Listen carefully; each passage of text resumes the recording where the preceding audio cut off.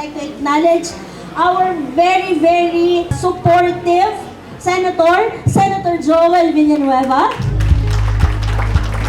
You have to ask yourself whether or not you're part of the solution or you're part of the problem. And today, we all decided to be part of the solution. The only way we can honor my sister, my best friend, is to keep on going and keep on doing worthy projects that will affect the lives of our people.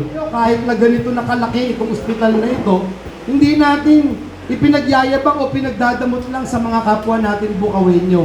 Hindi nyo na itatanong, kakapabigay lang natin sa bawat towns dito sa dakilang lalawigan ng Bulacan ng tigitig-isa na ambulansya. Ngayong araw po na ito is not just inauguration, it is also a symbol of empowering our people, our nurses, our doctors. Naniniwala ako na ang bawat isa sa atin na sumusuporta sa proyektong ito, we wanted to make a difference. And with that, I'd like to congratulate all of you at magsama-sama po tayo na ibangon ang minamahal nating bansa at magkaroon ng patuloy na masayang pagbabago. Maraming salamat po and God bless you all.